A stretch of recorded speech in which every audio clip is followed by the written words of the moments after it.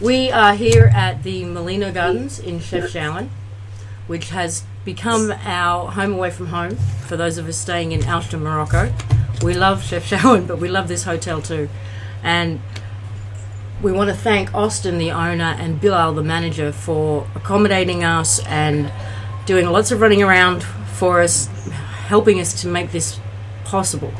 So, Brian, I know you have all the details, and we will include some photographs of this gorgeous, gorgeous place. There's a beautiful story behind this hotel too.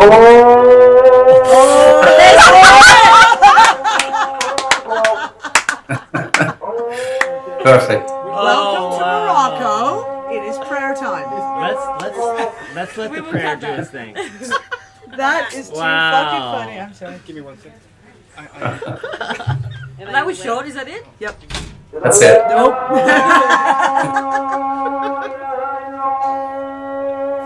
Oh, this is too good. Too funny for fucking words. I'm sorry.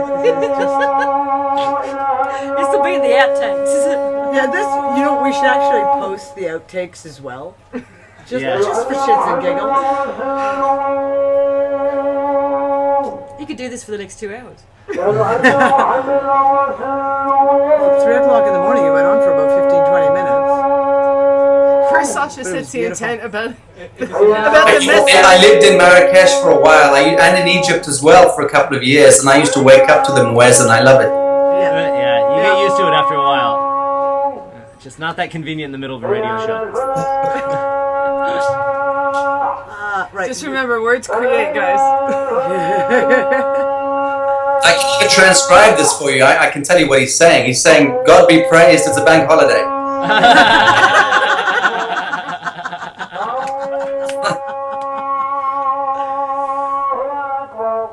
Oh, wow. It's a really long one, too. They're not usually this long at this time of day. It's a special one for all of us. Ah, yes. Brian, do you want to take 2 seconds? Or Jorge, can you grab that bottle of water, please, love, that's on the table? I think that's it. This one right here. That was precious. I'm sorry. That was absolutely precious. Okay, guys. Take 3. Well, 3's a charm. Yeah. So should I just go straight into Go the Molino straight Gardens into thing? If anybody is interested in looking into where we are, Chefchaouen, spelled Chefchaoun, lot of vowels, is also called the Blue City, and it's literally one of the most beautiful places in Morocco that I've seen so far. The hotel again is called Molino Garden, and they have a website that's getting ready to go live in the next few days, which is just Molino, MOLINO, garden.com. And if anybody is interested in making a reservation here or coming by, they have an active email, which is just info@molinogarden.com. And one of the owners, Austin, is here and has hosted us. So live, thank you once again, Austin. And I think that's Bilal. about and Bilal, the manager, for assisting with us and scrambling to get everything we needed for the live radio broadcast that didn't work. For putting up with our circus this morning. Yeah, so thank you, Austin. Thank you, Hotel Molino. We'll be putting some nice video and photos in the YouTube video before it goes out. Thank you. Yeah. And Sacha, we have via Skype from London. Couldn't be happier than to be with you, Lisa, and to meet my beloved Heather properly, and Dee, and my brother Brian. Very happy indeed. Thank you, Sacha. Great It's nice to meet to you.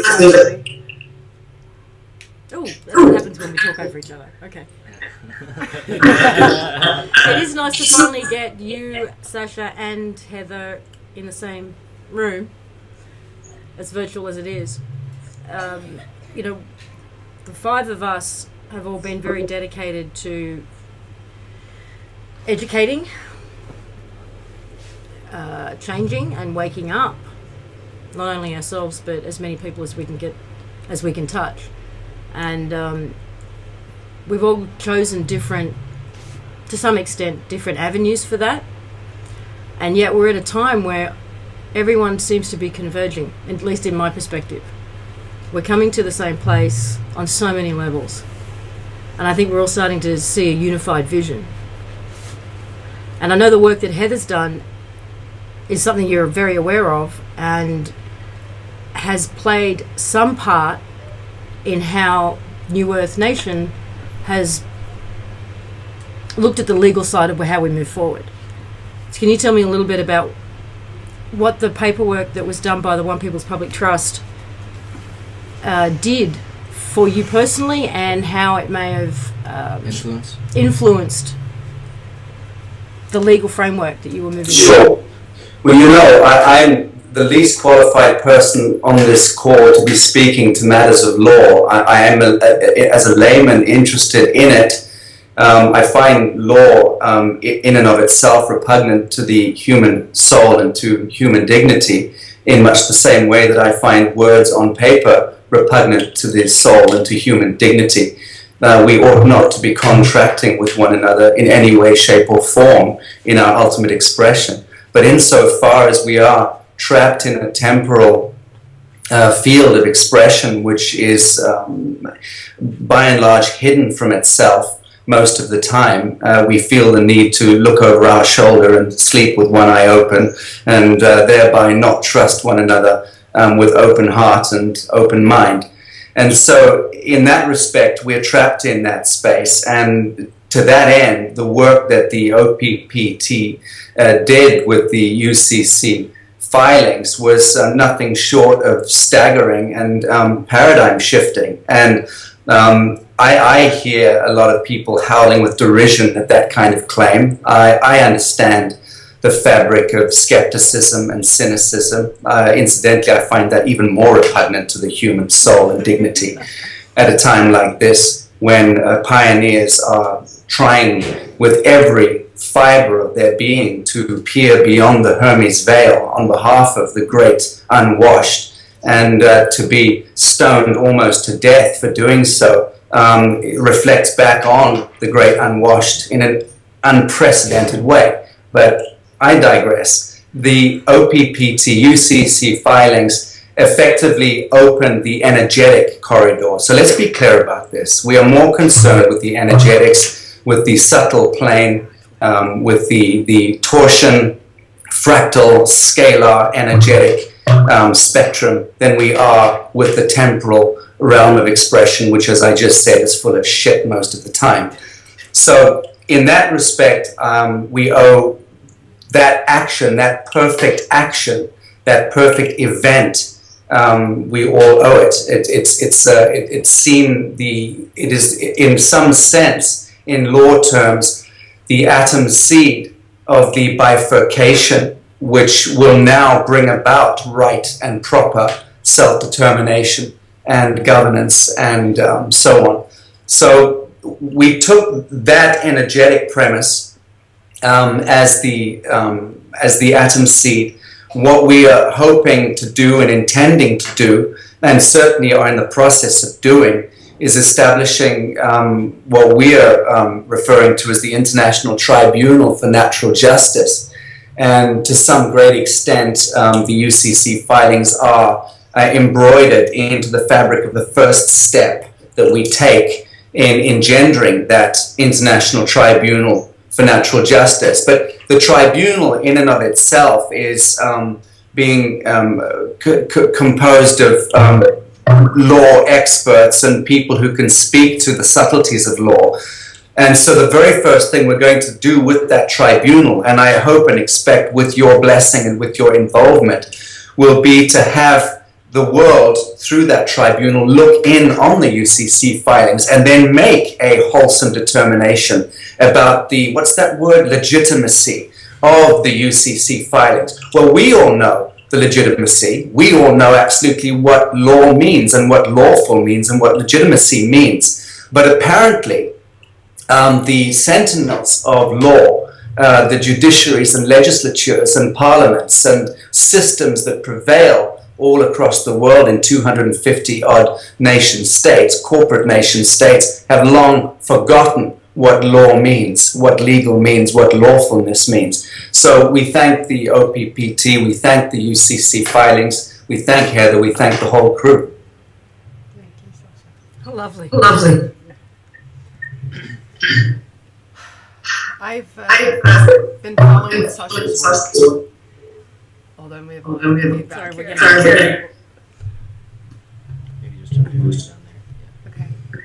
I've been following Sacha's work and many others that are compartmentalized, that Sacha is centralized at this point. And a lot of them have contacted me throughout the period that at least that I've been public, and now I've watched them.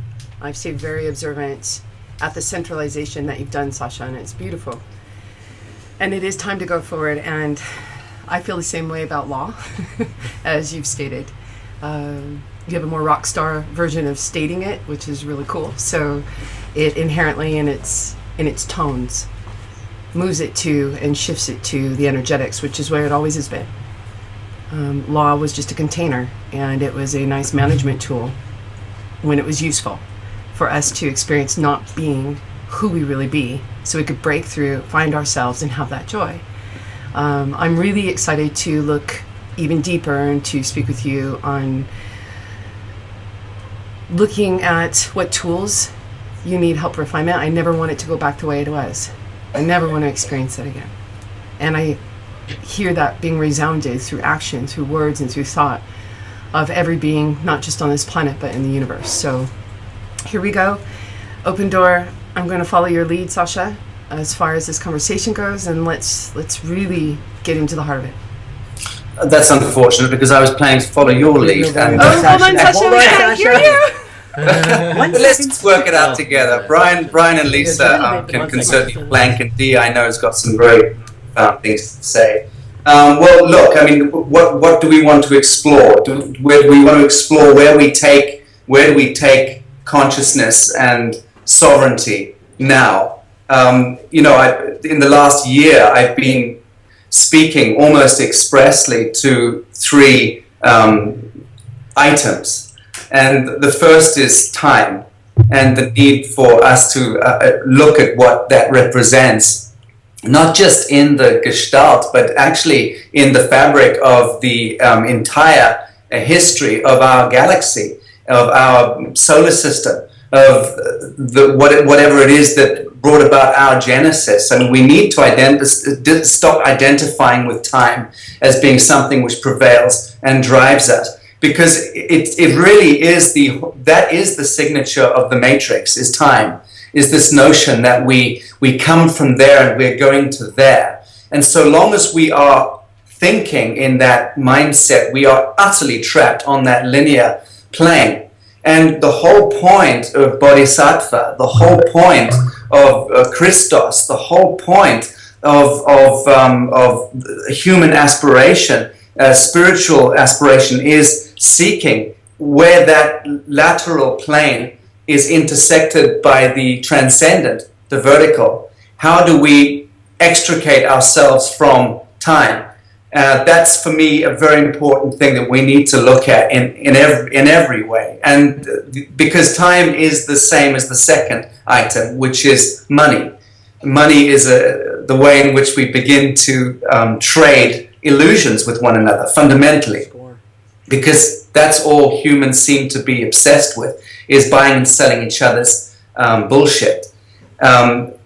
Or that's what the matrix determines that we should be doing. We should be squabbling amongst one another. We should be bargaining and bartering and pushing each other out the way. So we are fundamentally entrained into a parasitic, vampiric, and cannibalistic meme, a pattern of imperfection that prevails all over the earth within this atmosphere, this sphere of forgetfulness. And time and money, understanding what they are, they equate, of course, to the third unit, which is fear.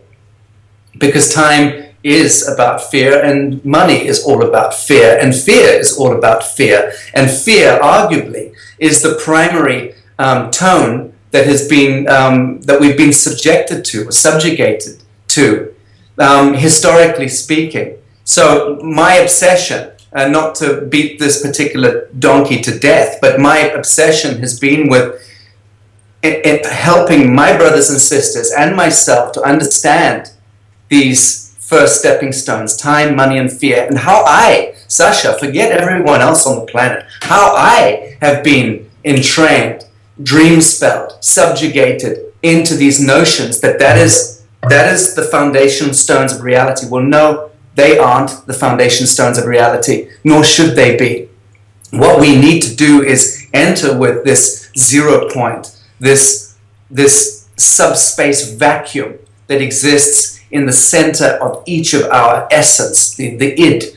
This is the monad, and this is where we, each of us, need to surrender ourselves to ourselves within that space, because only in that subspace quanta are we truly connected telepathically through the psionic faculties. Are we absolutely connected to one another? We are there connected to the, what do they call it, the Druid telephone network. And we're able to connect with one another, really connect, without the trading, the bartering, the lies, the deceptions, all of that stuff which obfuscates and separates ourselves from our humanity. So, as I said, I probably have beaten that donkey to death roundabout now, but time, money, and fear are the things that I'm still obsessed with us collectively understanding as part of that exit stratagem. Okay, so if we keep this to a very personal level, right? Sacha and Heather, for this moment. The experiences all come from each vibration, okay? You're a particular vibration, a frequency, you're unique, one of a kind, so am I. So is every single embodiment in the universe. Fear is the tone, okay? Money and time are just devices in order to implement that fear. So it's not that time and money generates the fear. You've got the fear, and then you have the tools to be able to implement it and make sure it always goes on. Time is beautiful. You know, time can be beautiful. It hasn't been in the way that it's been implemented, but it is beautiful to be able to sit here and elongate this moment and not have it fly by and be able to do another moment. So I get the way time has been used. I don't operate on a time continuum. I have to have lots of help to be able to make sure that I get kids to school or sit down at the right time for a conversation. But at the same time, it can be a great tool. It just depends on how you want to look at it and then how you choose to implement it, right? I love all the tools that we used in the past to be able to come to this moment now. It is a glorious moment, and it's going to be whatever we make it. So at this point, currencies and all of that, I know there's a lot of hubbub around monetary system, the reevaluations. I'm just going to follow your lead here, Sacha. Since you opened the door, let's associate. I just hit the time matter, okay, the time issue in a general concept, and then as far as money, you have these reevaluations, and I've listened to and I followed along with almost everyone that's gone out, whether it be Swiss Indo from way back when, you have now, please forgive me if I get this wrong, the ambassador for the Dragon family, you've got all the different financial gurus and aspects that run or had run in the past the financial system, and everyone's got their own agendas. What I've always known and what I've always experienced is that the absolute plan maneuvers those agendas, but for something beautiful. Everyone has done hard work, every single one, and people can perceive them as bad or good, resonating or not, illuminating or not, but yet everyone was very valuable in getting us to this moment, okay? So what I'm looking at is I so want to join hands with every single embodiment as we pull this together. A lot of people have said they don't know how to be and do, right? They're used to the time management, they're used to the money management, and there's some others that are sub-management tools, okay? Like law. Law is done. You can hear me now and you can experience it later, but that's what it is. It is done. You have natural laws, okay? Those don't need to be spoken. They don't need to be written. They're experienced every moment, whether people are conscious of them or not. And it will not change that fact, whether someone negates it or not, okay? As far as the money issue, I know that the three lines have been government, financial, and judicial, okay? Legislative falls within the government, okay? I'm not going to micromanage this at all. But those are basically the three topics. And I've looked at what you guys have done with New Earth Nation, and you know, legal is very different than lawful.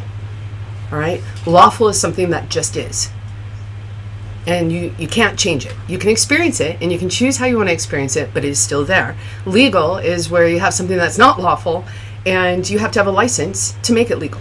Mm. That's all that is.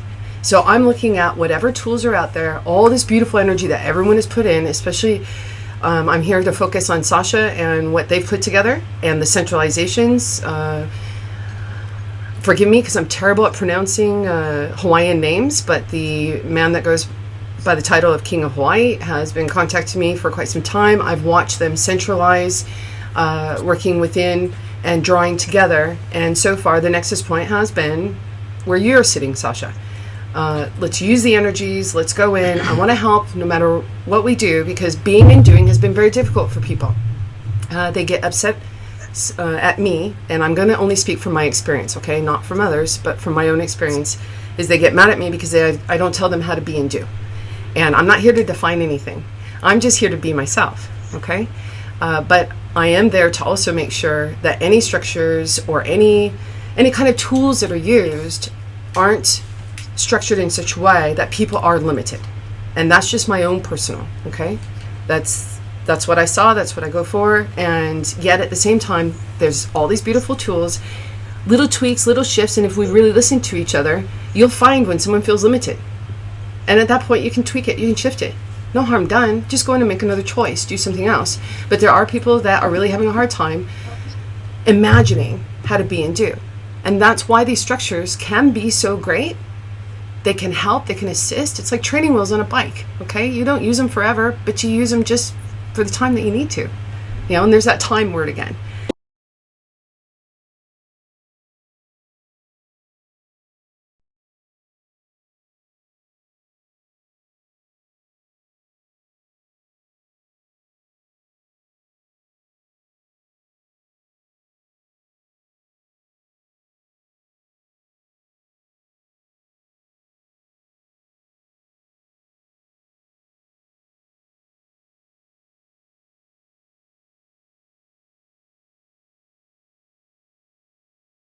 Anything in this window is probably a bad idea. Hello?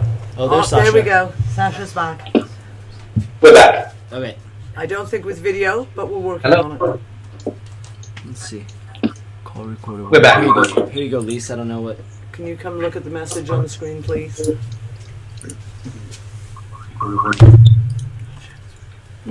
No, that's okay.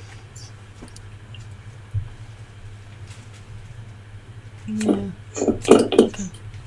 No, it's fine. Okay. I can't see. Okay, there's us. Where's Sacha?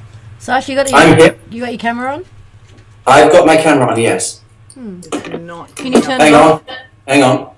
That should come on now. There we are. Sacha. There you are. Okay.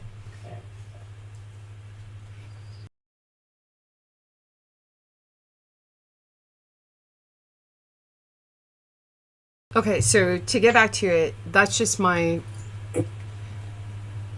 my personal feet are standing on the ground at this moment, is to help and assist in whichever way I can for everything to move forward. The reevaluations, the monetary system the way it is, it's not going to move forward. And there's one simple little thing, and it's because you have such tones as debt forgiveness. You know, the only thing to forgive is that the illusion debt ever existed was pushed forth.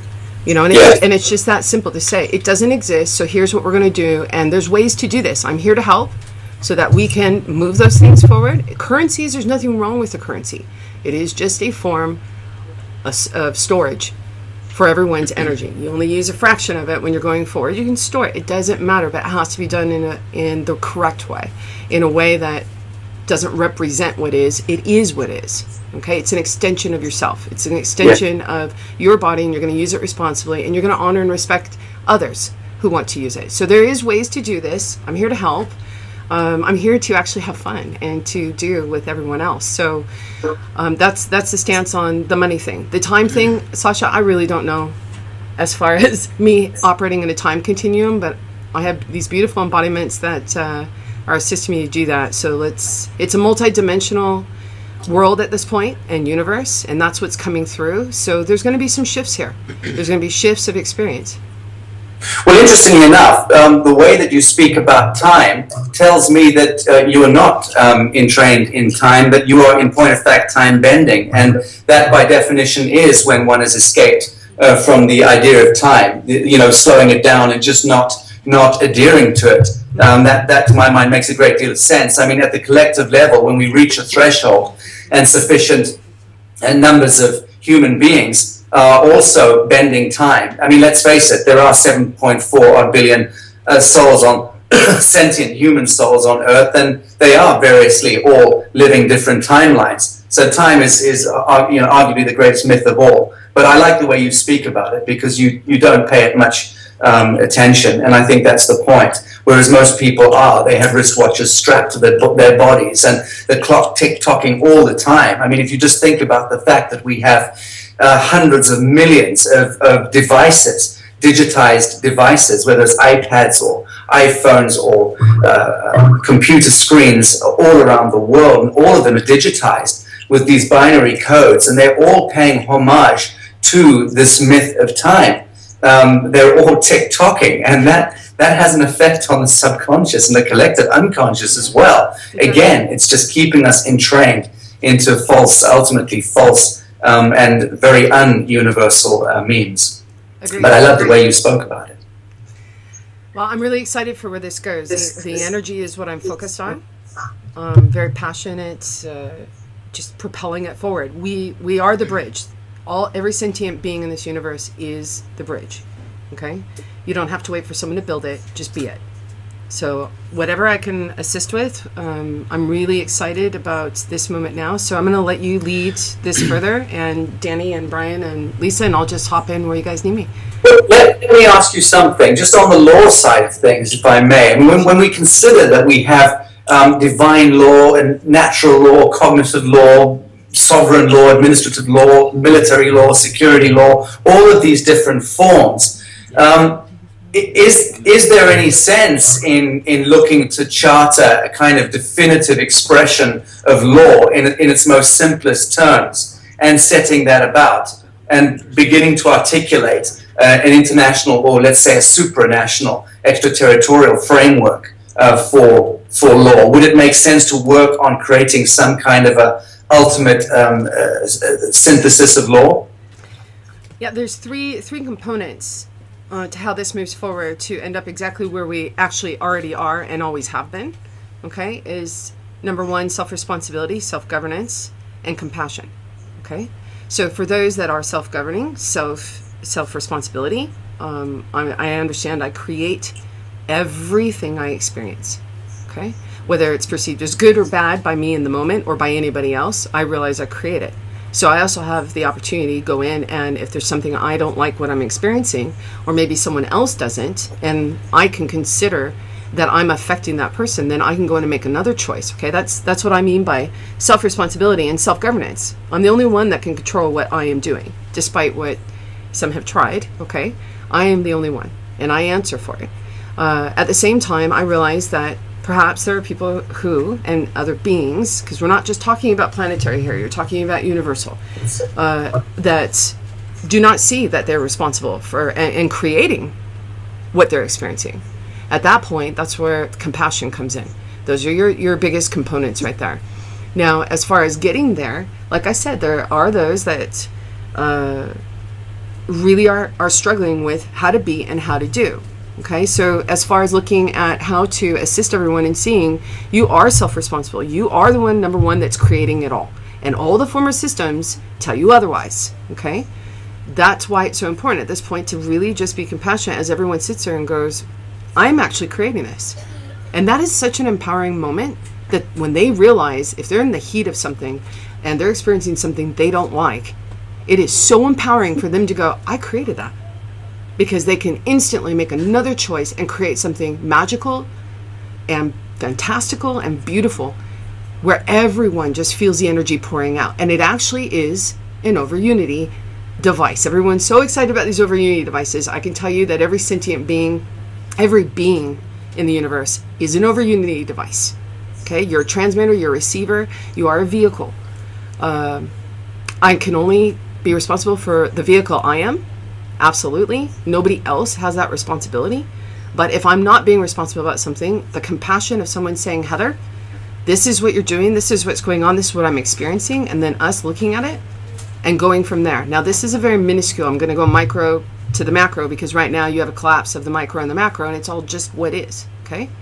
But there is, and that's why I would like to, I've looked at what you've put up, Sacha, for what your team has put up in the legal section of New Earth Nation, assisting everyone to go forward so that it's a template that doesn't limit, but it is a structure of support, right? There are ways to do this, and there's you got to start somewhere, so there is a great foundation there. A lot of the stuff that was in the former systems is out.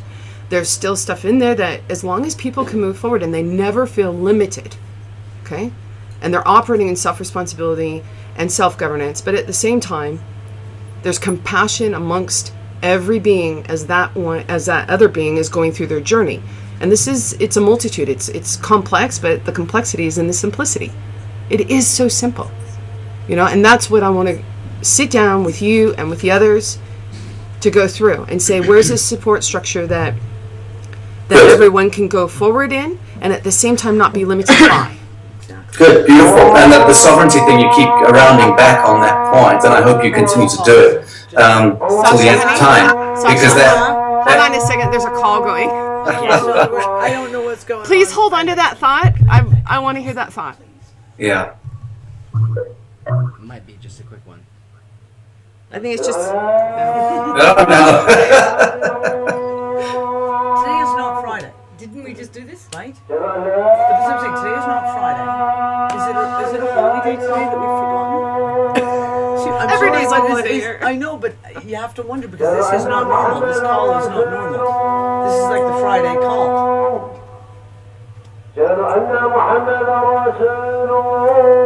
You talk about us not working on a time continuum. This is the perfect example. Don't even know what day of the week it is. I think it's Tuesday. Collective imagination. Always on Tuesdays. Now we have our shows to keep us on track of dates again. Yeah, we know when Monday and Tuesday, isn't it? You don't pick Saturday's noon. market day. You don't pick noon to 2 ever. Those are always the prayer. Is noon to 2. Somewhere in there. Depends on what month. That's funny because 1 a.m. was the only one that was. I'm not seeing you folks. Not that it matters at my end, but I'm not seeing any of you. Our camera's on. Our camera's on. It is.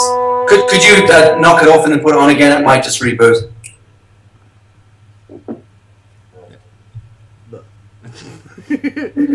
Oh, thank you. Great. Come back. Heather, you move that just a little bit. Yeah. Great. Can I pick up? Yep. Okay, go.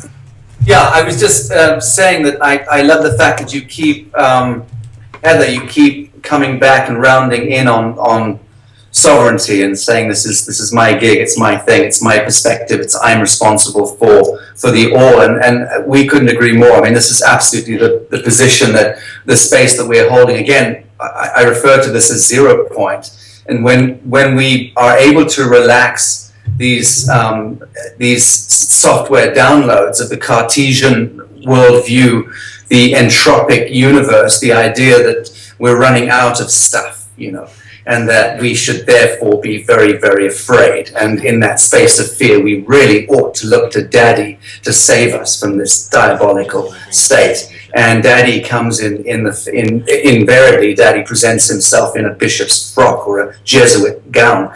And this is the problem, is that the intercessory principle, which is the diabolical patriarch, coming in as a feminized character, very much like that ghastly witch that fed poisonous apples to children in the woods. I mean, that's really where we're at.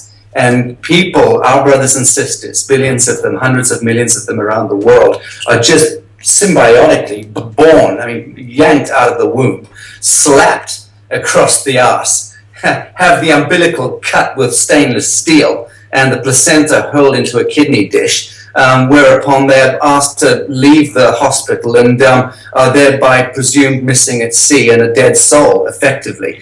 And there the draconian Babylonian spell really begins. And so all of us indentured into slavery, really before we've even learned to squeak. And that is also hardwired into this entropic notion that we come from pain, we're invariably going to end up dying in pain. That is a fucked up premise to bring babies into the world. I mean, that is fundamentally where we're at. So the business of removing oneself or repairing oneself from that linear format and going, you know what, I'm going to do what Heather just said. I'm going to go right back to center and be in this space, and I'm accountable absolutely for all that manifests in my field of expression, all, without exception. There is nothing that will ever occur to me as a soul that is not by permission or by covenant. Arguably, there is soul compacts and soul covenants that also engineer situations and events for us, which we then find ourselves go, that's not a cool piece of karmic load to carry, but I trust that my higher knowing, my oversoul, engineered this situation absolutely, explicitly for me in this space. So all of that speaks to the same thing that you keep rounding back in, which is sovereignty, sovereignty, sovereignty. And sovereignty in its truest expression is consciousness in action.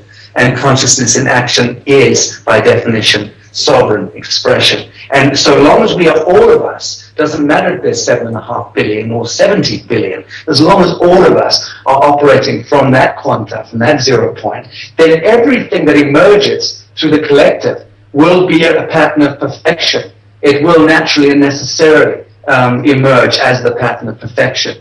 But you know, you talk about entropy, we talk about entropy and we talk about neg-entropy. And it's important for us as an individual, a sovereign individual, to learn to get to grips with this.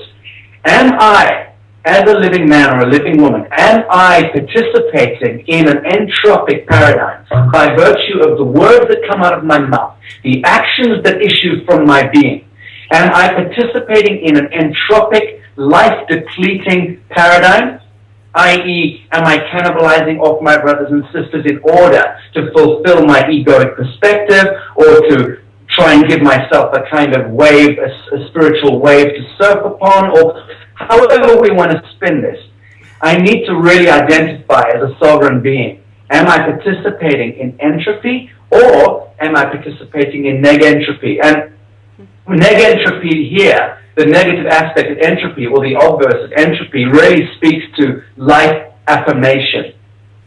So whatever it is that I'm doing or being or saying in this world, am I giving freely? Am I participating in the dance of creation, in noble expression?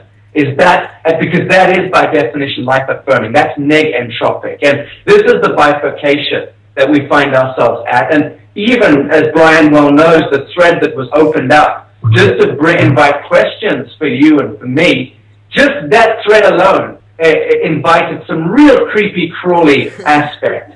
Really negative, nasty. It tried to anchor this noble undertaking into a real shitty space, and almost succeeded in different ways. It's interesting when we look at that. It takes one imperfect action in a beautiful space to dim the light. And conversely, it takes one pure action, one right action to shake the devil off our back. And the story I often refer to is whether you agreed with the Ceausescu regime or not in the greater scheme of things. If you look at the Romanian Revolution, and you look at that fine day when there were 60,000 people hemmed in on that square, all having to salute and clap at their Führer when he was giving his speech. And it all came down to one action, which was a woman, purportedly, beneath the balcony, who, when the police were hemming the crowd in and there was this eruption about to take place, and the woman, an old woman, just put her arms around the security guard or the military guy and gave him a hug. And the guys next to him put down their weapons, put down their shields, and like a dominoes. And within hours, the people had then kicked the doors in of the presidential palace, and within 3 days, the revolution took place, and that particular unique tyranny was over. But that was predicated on one right action issuing from that old woman, in not hitting someone with a broomstick, but simply putting down the broomstick and putting her arms around the guy behind the black helmet.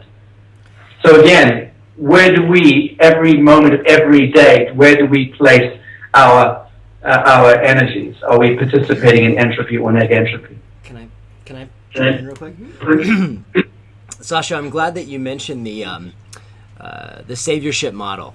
You know, we've done a lot of talking about this concept of having a saviorship model, and that being one of the leading elements into the programming that we've all been led to believe. Look outside yourself for a savior, whether it's the religions that we've been indoctrinated to believe in, or whether it be governments or politics, or whether it be the elders in our community or our teachers in our schools. You know, to look outside yourself for answers, and it's got this pattern to it.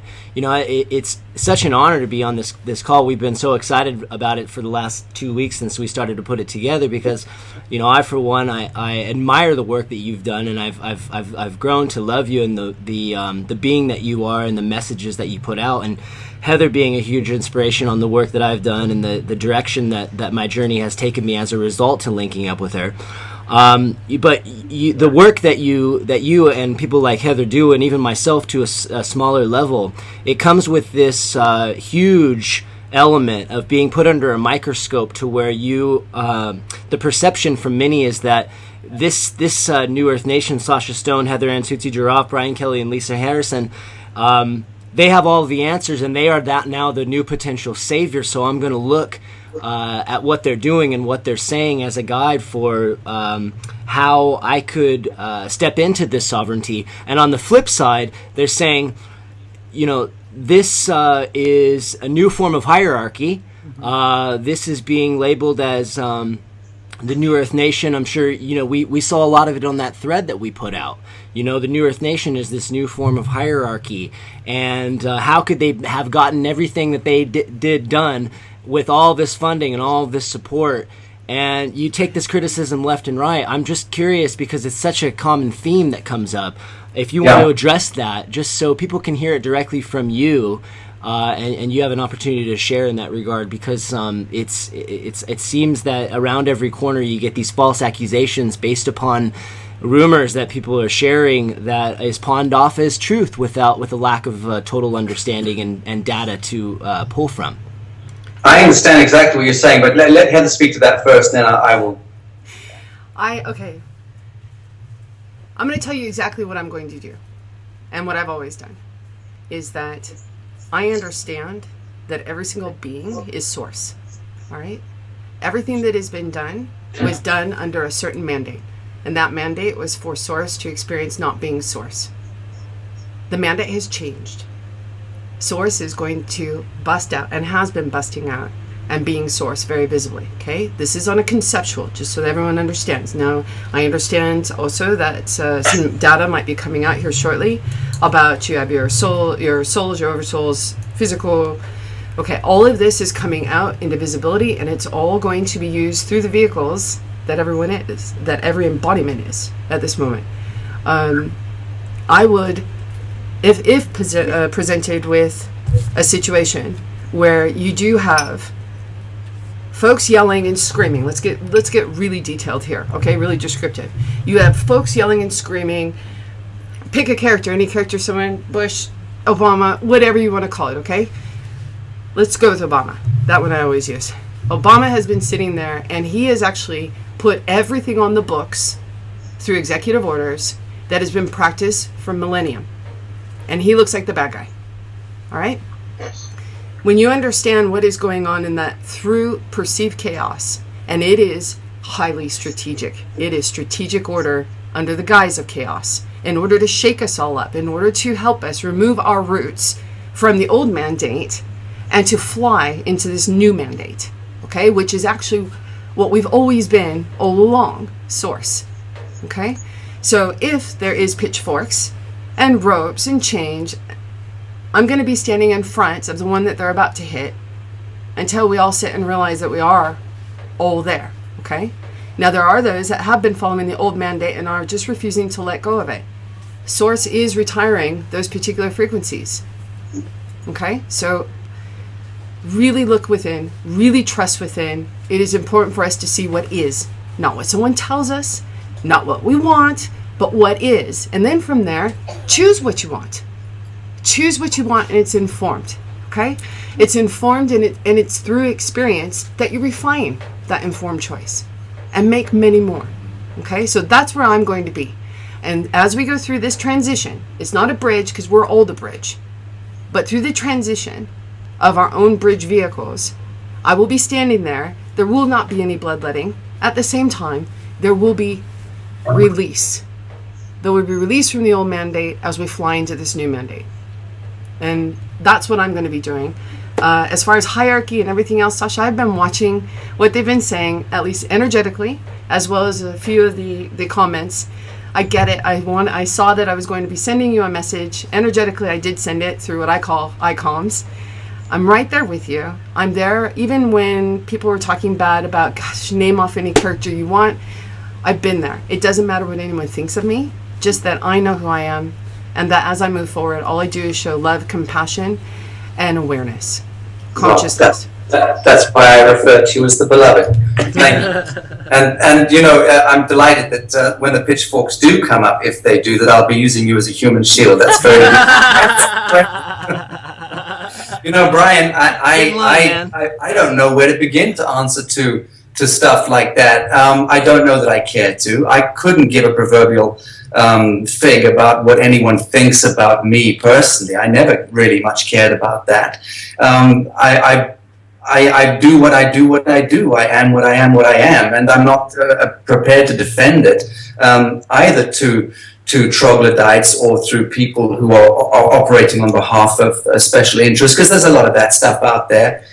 People have been hammering the OPPT from day one and then the IUV, and it doesn't matter what incarnation noble expression takes on, so long as it is operating in these relatively subterranean, subtonal frequencies. We're going to be subjected to a lot of creepy crawly stuff, and that's par for the course. But what I'm not particularly keen to do is to stoop down too low and engage much energy in those conversations. Only not because I don't believe that people who are less enlightened are entitled to, great explanations, but only when they approach the wisdom flame with kindness am I prepared to put time or energy into someone time. Other than that, I'm not interested. Speaking for myself, I'm not a publicly elected official. I don't run a charity. I'm not accountable in that sense to people. I'm just doing what I do. I'm an artist fundamentally and a poet. That's the only thing I've ever regarded myself as being half decent at, oddly enough, is that. And the rest of it is just, again, expression. And I'm so fortunate in much the same way that Heather is and has been in having the most extraordinary, gifted, talented, and brilliant brothers and sisters who have variously cohered to some of what I've been on about. And don't get me wrong, I get lambasted by my own team, and I constantly get pulled down and beaten up, as it should be. But I'm no leader, and which is actually why I use bad language from time to time. I was looking at it last week and asking, why do I use bad language? Because I don't like hearing bad language. I can't bear people when they swear in my company, and yet I'm always doing it. And I thought, well, I'm trying to kind of trash my own, so that I can never be, an official. I can never be a leader because I'm just too much of a maverick to ever fulfill that space. But yeah, I don't care what people think, and I don't care to answer to them. If anyone has a coherent question on anything, including on my bank balance, I'd be happy to answer to it. In point of fact, I'll tell you now, I'm broke.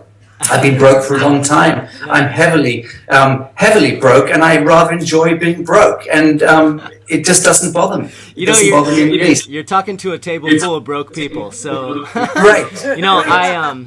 First of all, Sasha, I so appreciate your candor, and you saw on that thread how I handle blind accusations as well. Similar to you, you don't throw more fuel on the fire.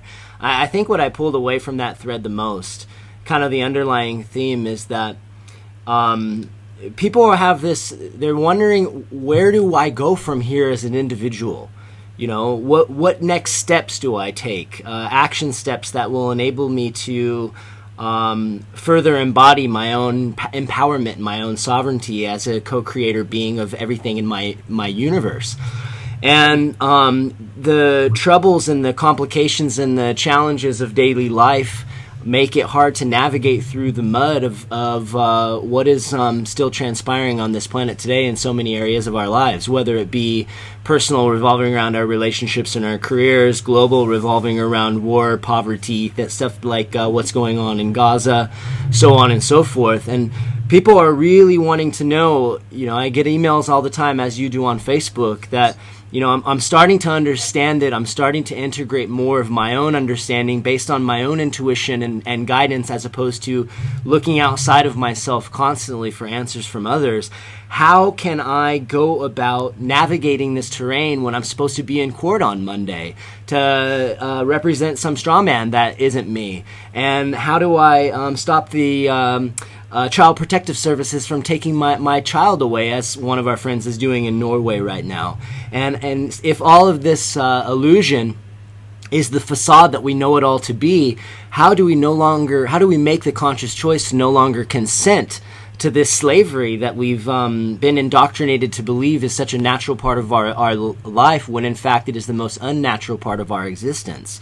What do you say to those people that are looking for those answers, and what kind of action steps they can take in their own personal lives based on your experience and what it is that you've gone through as an individual? Stop paying tax. I mean, I've been saying this in everything, every time I ask the question, but if you want to do something in order to remove yourself from the dream spell, and certainly to throw yourself in the deep end as well, because trust me, you'll get a stick coming at you when you just stop paying tax. But that's fine, because the stick is also a tremendous illusion. It doesn't actually exist.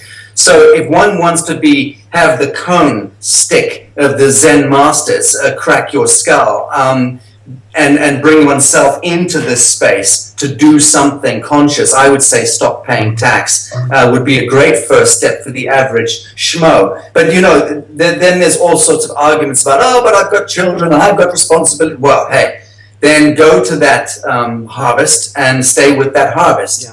Because so long as we are going to make excuses for not engaging in right action, and now it doesn't matter, even if someone with an IQ of 62 knows that their dollars are paying for tanks and for drones and for strikes against developing nations. So every time you put into the system, your energy is going in to work in order to make this godless thing called money, in order to pay the utilities which go to the man who creates the prison for you to go to work to. And so that feedback cycle is set in 20 million exquisite different ways and modalities for human beings in every creed, every culture. But when they choose to step out of it is when they choose to step out of it. And the surefire way of the average pundit, or the average person listening to this show, for instance, would be, in my view, to stop paying taxes, and certainly to stop filling out one's name in block capital letters.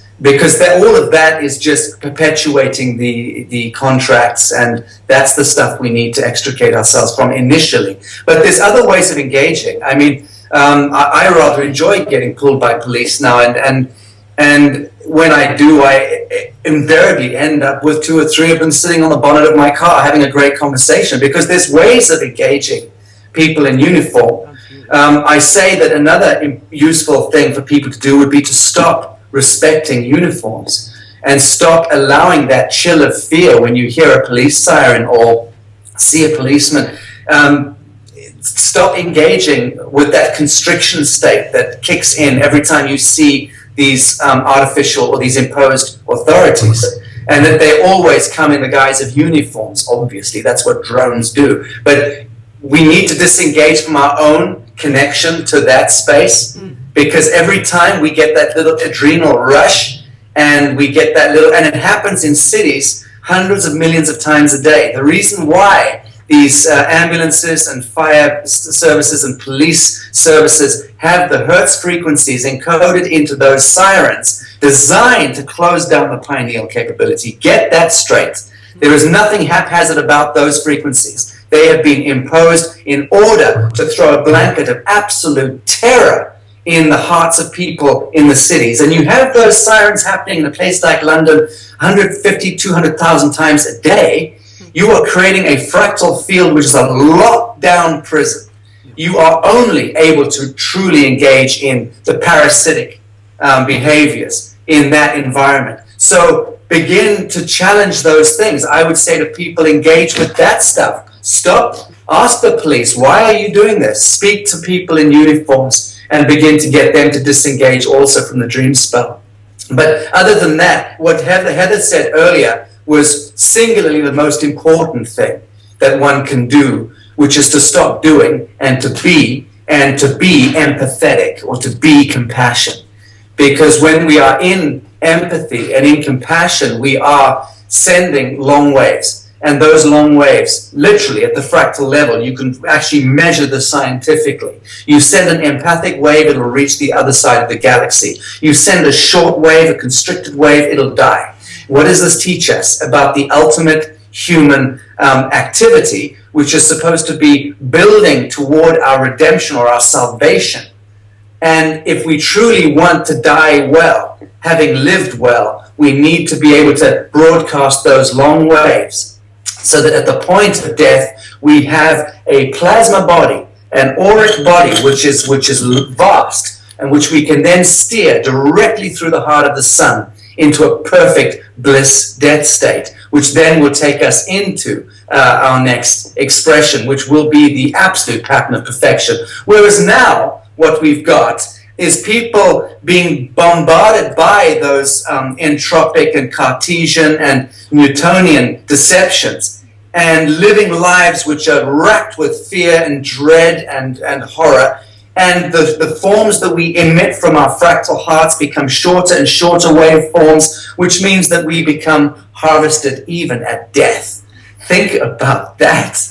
As if it isn't bad enough here being harvested, people being harvested through mosques and through churches and temples anyway. But the business of being harvested at death should be true, should really strike terror into our hearts and wake us up to the fact that, as Heather said earlier, compassion, compassion, compassion. Nothing else matters. I like kindness. I think that every living, warm-blooded Homo sapien enjoys kindness.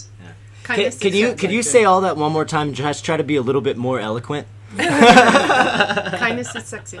Let me. Can I ask a follow up to both of them, and then you can go, because it's perfectly related to this. So you're okay. Real quick, because I got a million of these. Brian so much. I want to talk to Dee. She's up next. Don't worry. Get in line, sweetheart. I was. We not done yet. I said it was a two-part question. I'll manage. Here you go. Finish your question. So, our listening audience, which has definitely been amplified as a result of you coming on the show, because you have people that are very interested in the things that you share.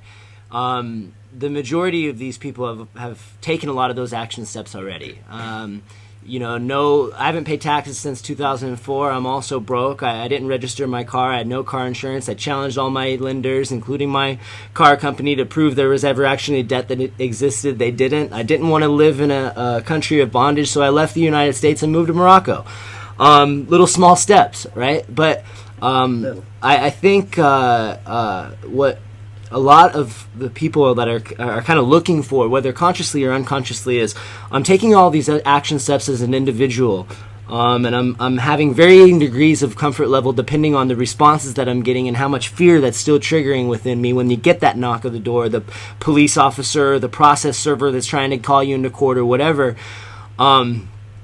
Where can we rally and how do we move together as a collective in this effort? And I know that's a big part of what New Earth Nation is about, and I'm interested in hearing the answer from both you and Heather, because it's such a prevalent and prominent thing that whether or not people are expressing it on threads like the one that you saw on Facebook or not, that's a big wanting to know and wanting to have that resonance and that frequency of, I feel as if for myself as an individual that I'm harmonizing with those that are around me, and we are all moving together as one human family forward, never to look back again.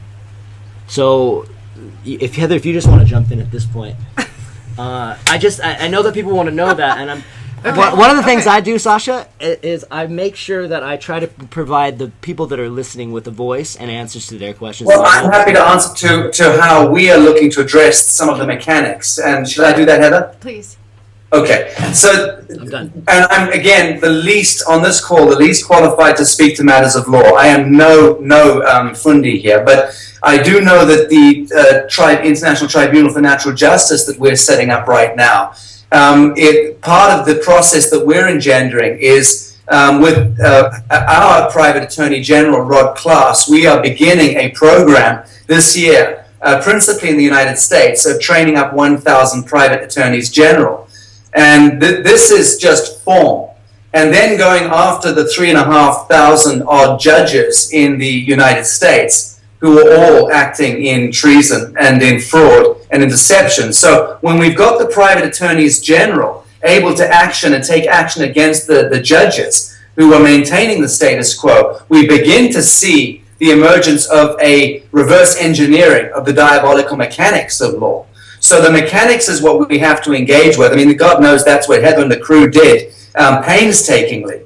But now we're taking it to private attorneys general, sheriffs, and the capacity to enforce that pure law, without which we will be in trouble. Because ultimately, we know now, look just at the Bundy Ranch incident that occurred in the United States recently. That was a classic, to my mind, that was the most exciting event that we may have seen in respect of the federal authority having to stand down. Now, I know there's a lot of info and disinfo and double disinfo flying around that particular issue, but that was a remarkably beautiful event that occurred when the Federal Land Management Agency were beating to death just a good generational farmer. Just sheer Agenda 21, total thievery, banditry, privateering taking place. And that man loaded up his shotgun and stood at the gate and said, "Come at me." And when they did send in the black helicopters and the assault, the military, effectively 200 or 300 cowboys on horseback appeared over the hill with loaded shotguns. Now that was very, very effective because that pretty much put the federal authorities in check. They could either have begun a massacre there, which would have started a civil war long before they intend to engineer it. And that situation didn't work out well for the feds, put it that way. But it taught a lot of people in Midwest America that they do carry the day, provided they stand up and get out of the front door, put down the remote control, put down the Kool-Aid, and get involved. So that if we can show people together through the private attorney general's training program that we're doing and the sheriffs, engaging with the sheriffs, and if we can show the average person that the mechanics are arriving on their street for them to engage with, the metric is laid for them to engage with, I believe that that's when we will see millions of people getting involved, but not really before, because they can't make the connect. They see government as being this hugely powerful, colossal kind of elemental cloud that exists somewhere that always carries the day, always wins the day. Not so. As Heather said, Source is redefining that covenant. Beautiful. You know, I was really lucky that all my backup for the investigations just disappeared. Okay, everything from budget to legal teams to infrastructure, intel even at one point went dark. I was really blessed to have that experience because I actually had to go boots on the ground and go in myself. And I've worked with judges since law school. I had a really great internship that I did. And so I've had multiple aspects. Okay, I've seen corrupt. Everything from a Pentagon, a general brigadier that sat on a lowly bench, hiding there, while I was going through the investigations that advises the Pentagon, to just these amazing people. So what I learned through the whole thing was to see them, and Sacha, you're exactly right, don't see the uniform. The uniform is a symbol to be able to invoke the shortwaves. And I'm going to go just a little bit because I know Dee's got more on this, but it is not the shortwaves I focus on. And I couldn't even identify what it was until I went into these investigations with the fear. Okay? I had to work through the fear. And I found that it's like Monsters Inc., it's more powerful for me to laugh than it is for me to scream. And I got to go in and I got to see judges that would sit there and follow the scripts. I watched attorneys follow the scripts. I watched sheriffs follow the scripts. I watched every single person from an observer to the clerk all follow scripts. And it was really, I'm so blessed to have that experience because I got to see them as them. Not as I was told, not as I wanted them to be, but definitely for what they are. And we had some huge shifts in there. I got to see a judge who just, I scared the hell out of him. Not intentionally. I just went in and I was myself, but I was shooting long waves. And when you're used to short waves, the long waves can knock you on your ass because it's not just going through you and stopping at you, it's going out. And I watched him for 6 weeks study up on what the hell I was doing without even talking to me, without doing anything. He gets really nervous around me. And then I watched him go into a courtroom one day and hand me data in front of everyone, screaming and yelling at me. So the bank attorney's focused on him screaming and yelling at me and going, yes, all right, she's getting it. She's getting what she deserves. And yet he's giving me all the data. And it just didn't matter how he delivered it, just that I got the data. And at that point, I was so in love with the man. And I was in love with this attorney. I was in love with just the whole experience because there are so many that are and have propagated the former systems that knew that we could do this, all of us, and assisted in ways that maybe we just weren't aware of, but they did. And so when this comes down, Sacha, I would really like to talk with you and see how I can assist and just be me as far as sending out those long waves. Like I said, because it'll either be we go hand in hand, all of us, or you're going to find me in front as a shield until this all settles down. And that's for anyone. Okay, so I don't prefer the Neo. I like that statement. Are you saying I can dodge bullets when the time comes? I'm saying when the time comes, you won't have to. And that's where we are, you know. So as far as how we move forward, this will delve into the energetics. The energetics will make itself visible. It is all about energy, long waves, short waves, and changing it up. And then you will see exactly what the money system, what the time time mechanism, we're all hiding, which is frequencies and energy, and that's all there is. And you're absolutely right about this, Heather. And to speak about that judge, I mean, that's a beautiful story, and it's one that we should constantly be reminded of because it is perfectly true. There are so many people, goodly people in the corridors of power who themselves will actively participate in this unfoldment and this awakening, given half a chance. But if we continue to simply be, again, that army of creepy crawlies who just want to hurl rocks at the citadel and set fire to everything, well, we're going to be in a great deal more trouble with that kind of energetic behind us, right. Infantry shooting into our backs. So I had yesterday a special ops military guy here, one of the guys who trains squadrons around the world in the desert, and a friend of mine for long standing. I know a number of these extraordinary guys who variously done a Faustian pact over the years and have participated in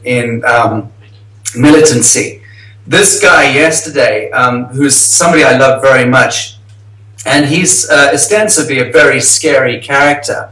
Nothing could be further from the truth. I know the man's heart. I've known it for nearly 20 years. He was coming in to check if I'm okay and to also continue to offer more backup and do we need gooks and spooks for anything that we're doing right, you know, that kind of thing. And we've had a bit of this in the past and we've been tipped off when things have been dodgy, and I've had guns at the head on a couple of occasions, and I've been in really some scary situations where I have not, in the same way that you did, I mean, I was able to extend a sense of curiosity and love in the events as they were happening, because that's just my nature. my nature is to be curious, even if there is a 38 Smith & Wesson aimed at the head. It's just like, wow, well, that's an interesting turn of events, you know. And then look at that in that way. That there's a level of idiocy in that response, but that's how I blunder through life and have done in many of the situations which were uncomfortable for me. But this gentleman yesterday, the special ops guy, reminded me. He was telling me that some of the senior ranking special ops guys in the world, and that's from everywhere from the Middle East to Siberia, he said are really wanting out of this game. And he said, we know, we are sitting in those rooms, we are the close protection security when those deals are being cut by these old serpents with black diamonds and with all sorts of weird stuff going down, Masonic, occultist bullshit. And he said, me and my buddies, and this guy's been at it for 20 years, okay, he's not a novice, he said are pretty much up to here with this. And we look at our kids now, and some of us are even getting grandkids, okay, and are looking into the eyes of our children and going, nah, what am I paying into?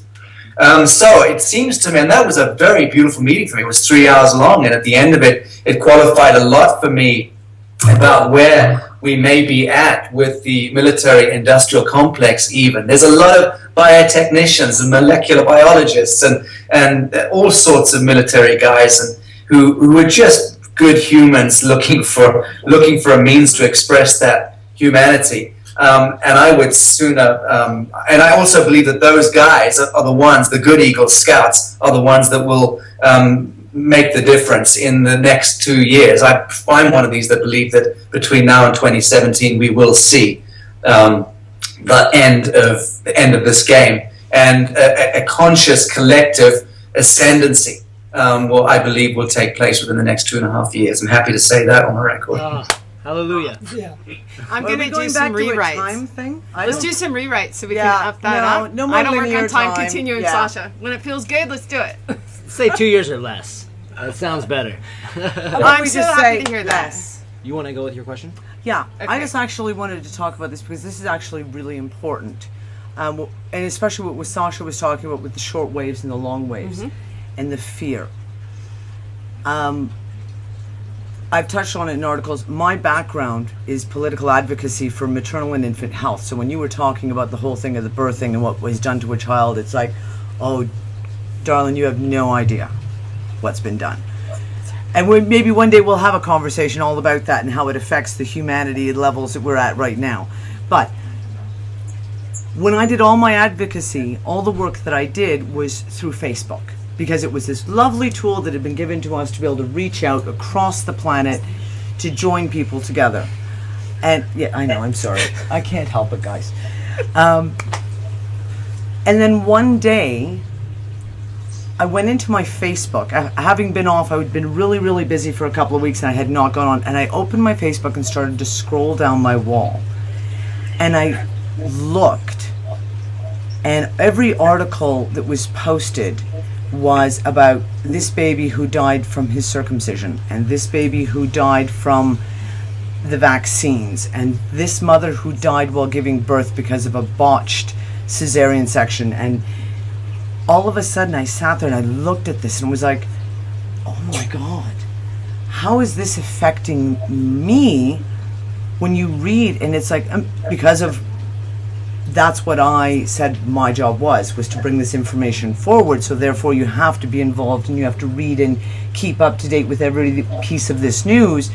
And then I realized what it was doing to me and my own frequency of, like you say, the waves get shorter, shorter, shorter, even though you're trying to move in love, because you are so inundated with this fear from every aspect. It affects you in a daily basis in ways that you can't even comprehend. And now that I'm looking at, I've watched people that I interact with daily. For example, I have several Skype rooms, and I have these incredible people I deal with who are so amazingly smart, who are so educated on alternative health, on consciousness on so many levels. And then I watch them slip back because they're following every little thing going on in the alternative media, and they follow what's going on in Gaza, and they're following what's going on in the Ukraine, and this, and they dig, and they become overwhelmed Numb. with those short frequencies that it literally incapacitates them, and it shuts them down. And I've had conversations where I've said to them, but you know what you need to do, because you and I've had this conversation a month ago, 6 months ago, a year ago, and yet now you're in this place of fear, and it becomes a block, and then it's like, how do I move forward? I'm so afraid. And it's those short frequencies. And that's one of the things I talk about when we talk about what can people do. One of the things that I've done most recently is to just unplug from all of that and say,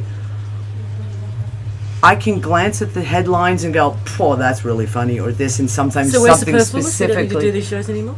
We can stop blogging. We can we can do all. I'm not saying that. It's a wrap. It's a wrap. Okay, we're done. I'm retired. It's a wrap. But people need to be conscious of the data they're taking in and its effect on them physically, emotionally, consciously, and how. You're absolutely right. You're absolutely right. One thing I'll say to just in line with what Dee just said is, Are we you talk, hearing okay? we hear you. Awareness is about. I wanted to just say something to what Dee's speaking about, because it's so important what she's saying. And again, forget about the intellectual or philosophical or spiritual dimensions of sovereignty, of 0 point. Forget about that for a moment and just look at the biological form, your body. And your body is the technology. I love the fact that Heather said this earlier, because in the last 2 or 3 weeks, I've been speaking constantly about the human body being the ultimate technology. We are the galactic technology, perfected. And this is just something which in my dream state I'm also exploring at the moment. But I'll tell you this, I've just been in the hills of southern France with my dear friend, the physicist Dan Winter, and his genius crew. And we're making 3 films at the moment, which you guys will know about, because I intend to get out to you guys with a film crew as well soon enough. But what I'm learning from the electrochemistry and the biochemistry aspect to what Dee's just been talking about is seminal.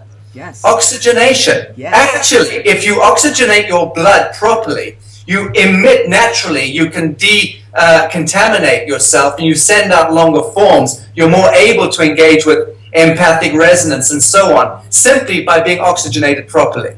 And also to be hydrated properly. And another interesting factor here, and I don't want to take this beautiful meeting into the subterranean depths of shape-shifting reptilians, much as I love that subject.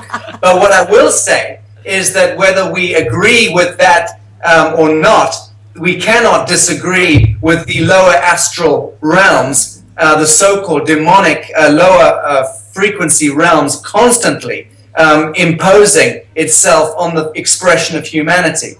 And if we want to, as living men and women, if we want to become protected, so to speak, from that kind of lower astral intrusion or invasion, then a purely hydrated and oxygenated body is actually the most important thing you could have, believe it or not. And the biochemists I've been talking to have been telling me how this works at the fractal level and in respect of the Hertz frequencies that we emit. So don't underestimate that. Oh, our bodies are water. Our bodies are oxygen. And draconians do not like water. They like methane. They like the absence of oxygen. The reason why our planet is being desecrated multi-generationally by human beings who have themselves been co-opted by lower astral intelligences is because there are those intelligences, supraplanetary intelligences that would arguably seek to put this planet into an entropic, oxygen-depleted environment. Okay, so Sacha, you guys have opened the door to what is about to spill out, okay? All over. And all the data will be there, not one piece missing, all right? So First off, you realize everything's a construct. Once you realize everything's a construct, but where the source is, okay? So it's not just me. That's the one thing that kept me going, was it's not just me doing this, all right? There's many aspects to me that maybe I'm not aware of, but I can feel them, I can sense them. Okay, all the guys that you're referring to and girls on all sides of the ponds in every dimension of reality, everyone is tired of what we went through. Okay, so there's so much help, and it's just a matter of opening up and sensing it. Okay, you may not be able to see it, but you can sense it, you can feel it, and it's actually what is driving and what's always driven me. All right, at this point, a lot of people are sensing that and standing up where maybe they wouldn't have 6 months ago, a year ago, 10 years ago. All right, so that Right. I trust in that. I trust that no matter what situation I'm in, I'm going to know exactly what to do. And this I am tech, or the I tech, or the body tech is what I'm absolutely focused on. I'm focused on the vehicle that my soul, my being came in. All right. And then being responsible for any extension or tool that I use as an extension as we go through, whether it's technology, whether it's communication, any kind of financial, it doesn't matter. Whatever I choose, I'm just going to be aware of it. 'Cause first, I got to be aware of myself and how this body functions. I'm really excited to hear, like you said, you're speaking with all these experts, and I really want these experts to stand out, because a lot of them, I've seen all this data come through when I was in bank, trade, and finance, and it all got buried. All this tech got buried, and I had Raymond King, who would always discuss with me, I want to distribute, I want to find, if we can't be in charge, then let us be in charge of distribution, where that's always a bottleneck. That's how you stop it. I'm like, it's already all right. Everything was distributed since the beginning. Just didn't see it. So there's no distribution to even worry about. And right now you've got source activating that tech, okay? And actually it's not even activation of the tech. It's activation of the consciousness of the tech that has always been functioning in these bodies. And it's refining itself by how conscious you are of it, okay? It's actually inherent. The activation function is inherent within the body. So I'm really excited about this. We'll go into it, I'm sure, more later, but it's a great intro at this point because we use it all the time. About 99% of the work that I've been working with these guys for over the last year, and then of course Caleb and Loie and all these others before that, never got reported about, because the databases, and to explain how enforcement and what I was using for enforcement, or what we relied on or trusted in enforcement. I trust in the blokes like the guy that you just described, sitting down with you going, I've had enough, because I can feel him, I can sense him. I may not know him by name, but I know there are many of them, and not just here on this planet, but also off. But you got to start somewhere. So I'm going to start here with me, and then sense and feel, and then see them. And they will show themselves as well. So it's okay. I don't mind standing. Let's do it. I'm really excited about this, Sasha. I really thank you for getting on and doing this.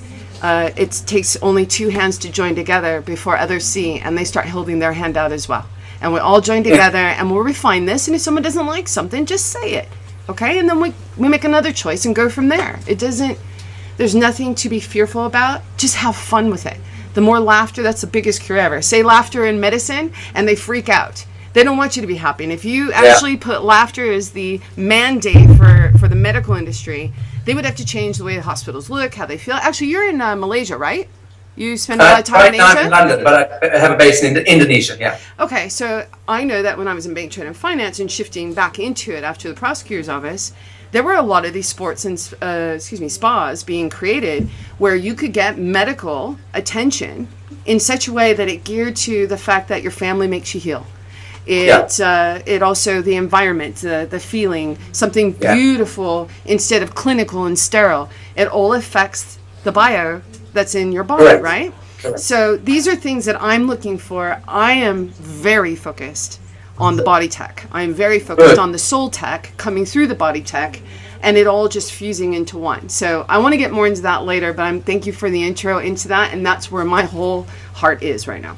Oh, beautiful. Well, I'd love to have another chat with you about the bioarchitecture that we've been developing for many years, because we have been doing it. Mm-hmm. And I honestly believe that the various team that we represent is leading the world in this now. We've built prototypes based on sacred geometric principles, and using things like organ and what have you. But we're getting results in Bali in our prototypes of plant growth of over 200% increase by simply charging the seeds inside one of the bioresonant accelerator forms for 72 hours. I mean, this is remarkable stuff. But then I'm speaking to world-leading physicists like Konstantin Korokov and Dan Winter and Bill Donovan and various other friends who are informing the process, mathematically speaking. And I'm learning increasingly that bioresonance is pure science. It's fractal science. It's everything that's right and proper about being a living man or a living woman on a living planet when we're not being interceded and having our noble expressions stolen from us, so that we become drone worker bees and all the rest of it. But whilst we're on the subject of fractality, you're going to come in for a hail of bullets for having the hand of Fatima with the all-seeing eye over your right shoulder and the pentagram. I can just see it now. We're in Morocco, come on. And that's the energetics we're talking about here today, sporadically and dispersed through this. That's why I'm here in Morocco. And I think Mel V was the first one that asked me, why are you in Morocco? Why Morocco? And that will all be visible as well. But it has to do with these centralized focuses from the former systems. The money side was always, and representation side was always from China. You put America in front, okay? But everything's run from China. Then you have the energetics, and everyone thinks it's Ireland. And then you have Morocco behind. They never put the one out in front.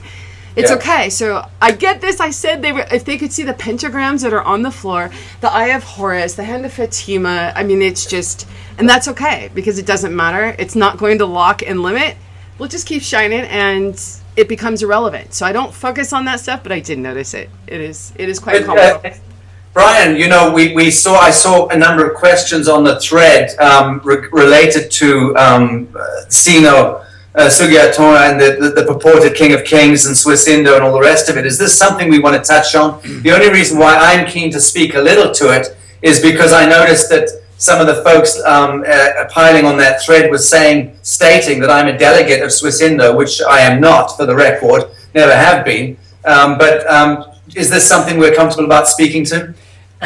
It's so funny that you asked that, because right before we jumped online, I showed Dee the list of questions that I pulled from that thread, and I had her put in bold the ones that she thought were most prevalent, and she said, make sure that you ask this one. What is I'm here. I'm just going to step off camera. What is your position on Swiss Indo? So whatever it is you feel inclined to share, by all means. Now would be a great time. I'm more than happy to, because I've not had any spooky engagement. I've only had Pacific engagements with Sino and his council. Yes, I know him, and yes, I've met him, not in the flesh, on Skype, interestingly enough, which was curious. I'm also very connected to the pathology of the so-called Asian gold, because interestingly enough, nearly 10 years ago, Humanitad, my foundation, was embroiled in some transactions where we were helping the Asian Trust at that time and the living trustee at that time to try to free up some of the federal safekeeping receipts that had been issued to that trust since the end of the Second World War. And we spent a couple of years traveling with a few $1 trillion worth of these federal safekeeping receipts, trying to get AAA rated banks to use their Fed screens to have them honored.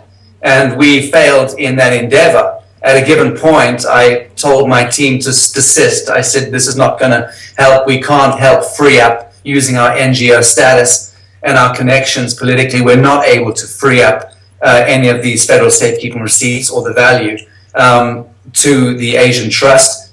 So let's just let it go. It was clear to me 10 years ago that we were locked down in endemic fiduciary mafiosa. And that's where we've been for a very long time.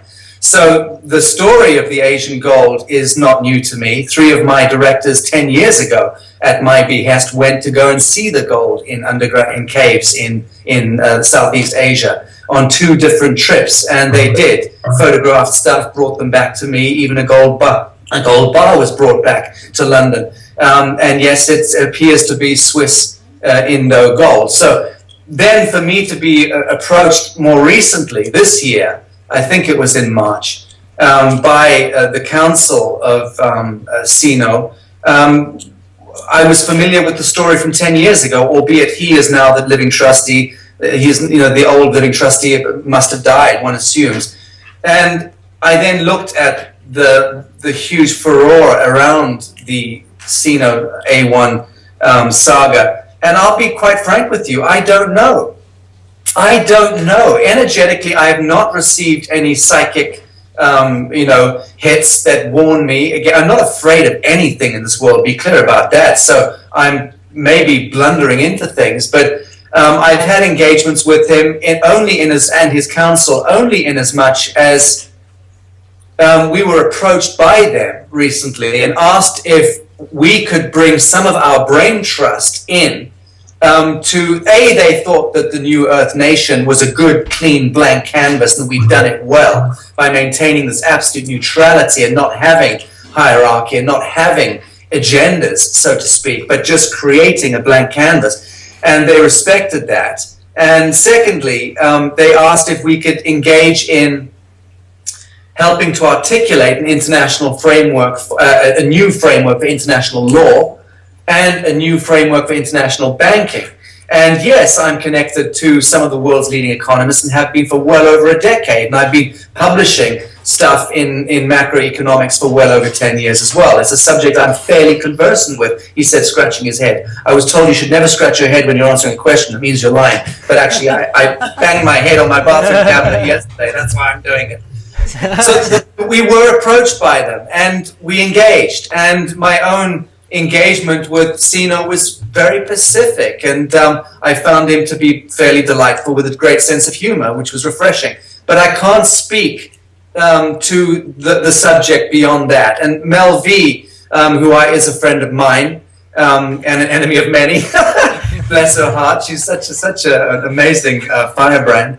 But Mel V is involved with them, I believe, and as some of her instincts I trust tremendously. I'm not afraid of the situation. I do believe that I know the gold exists because, again, over 10 years ago, 3 of my own directors were sent to go and see it, and we saw it.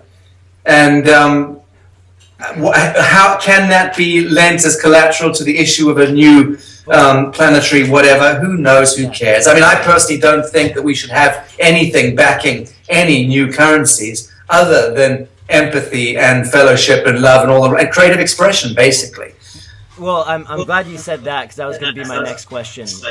First of all, big shout out to Mel V. We love Mel V. And she'll listen to this, so she'll appreciate the shout out. Let's turn this down.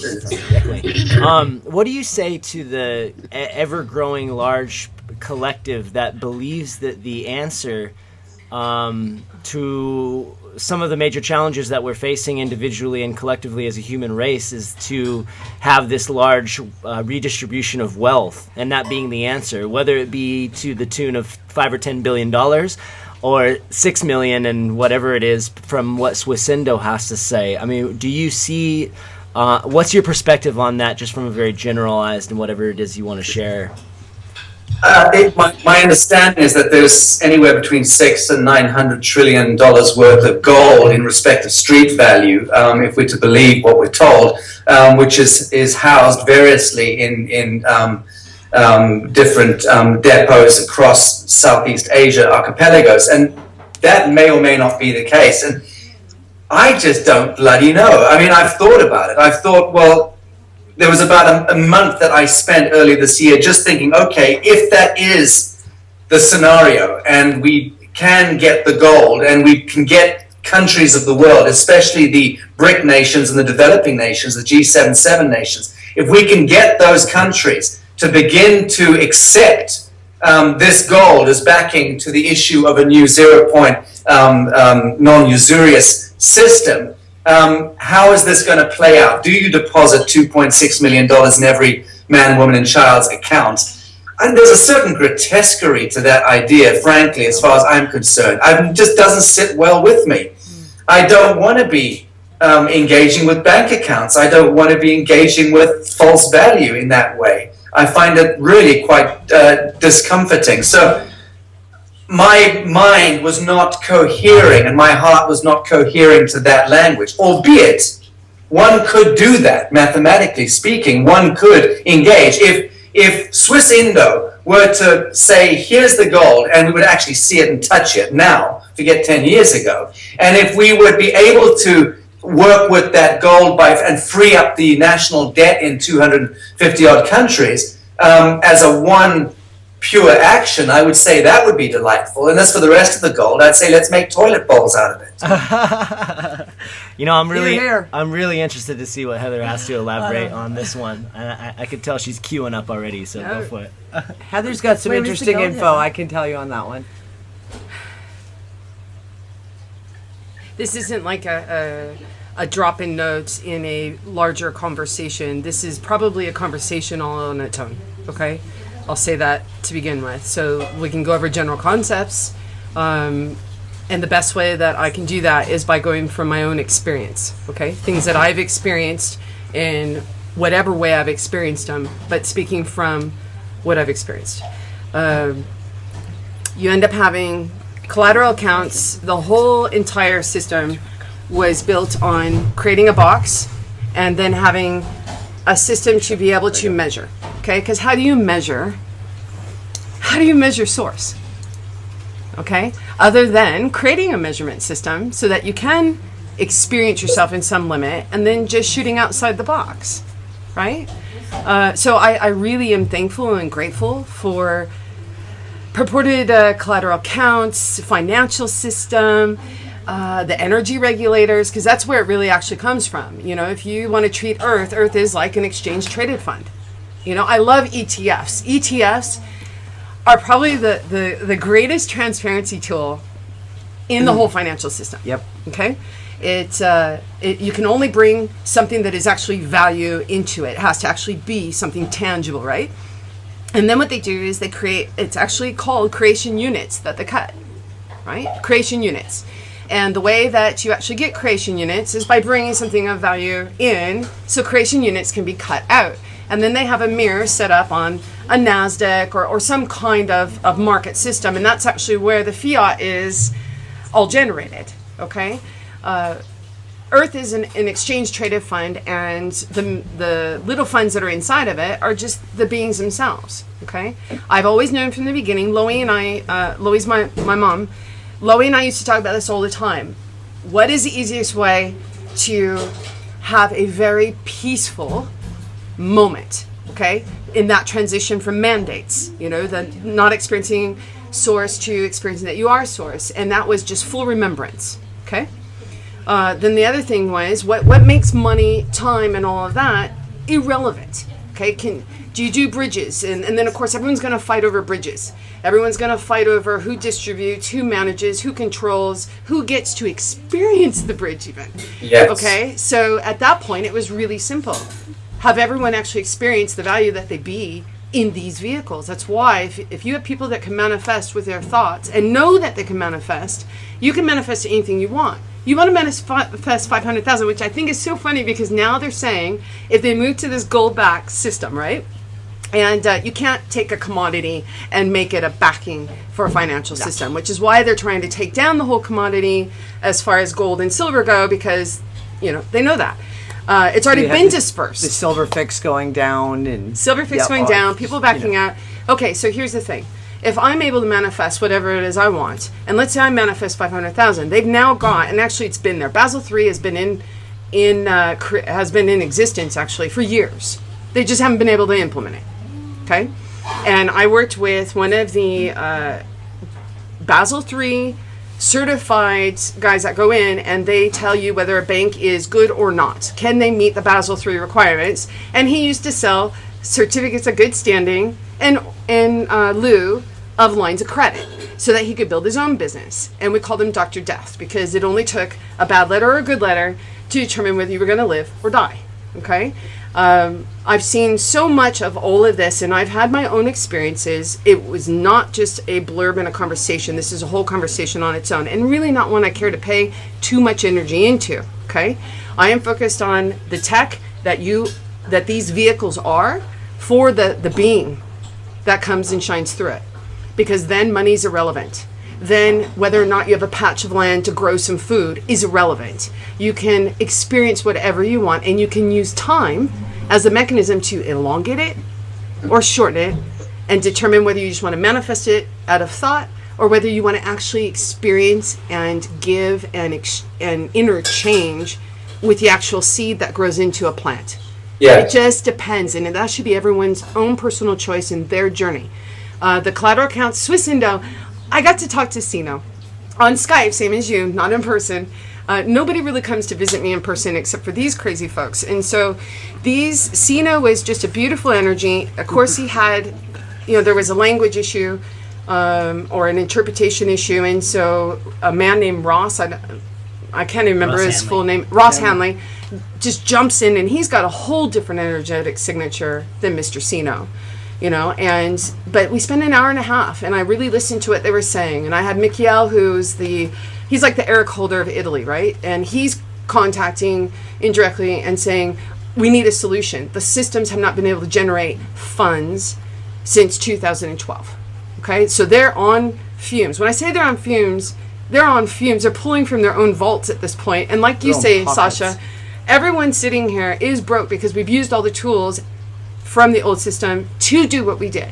Now, can we manifest? Absolutely, and we always do. So that's why we're still sitting here after being broke for however many years, is because we can manifest it. Okay, whatever we need, we always have the tools we require to do what we desire. And that is how we actually function. These body techs bring in our soul. Our soul's already got everything. Okay, our beingness, because even soul is another level and hierarchy in this whole thing. Over soul, you've got avatar. I mean, there's so many different functions. And Lisa had gotten some data. I'm looking at it going, yes, I've seen it, and I know it's there. I know that it's been there. I'm choosing to focus energy here and now on this. There's no limits to you, and that's why I really wanted to have this as video, so that I could see you, because even if we're not in the same room, I'm still able to send those long waves. They get to you, and they actually go out even further. 1 + 1 does not equal 2. Never has. So with the collateral accounts, with Mr. Sino, Swiss Indo, I was very clear, is a transparency tool. And the old man, people call him grandfather, they have many names for him. He's been working on transparency. We all have, okay? In order to make this moment now and to have this glorious explosion of light coming from every vehicle throughout the universe and back again, and then generating that overabundance, that over unity. There is no lack whatsoever. Can I play with all these tools? Can I go in and reactivate certain tools? Yes, but they're not going to look like they did before. They won't. Okay, there's no lack anymore.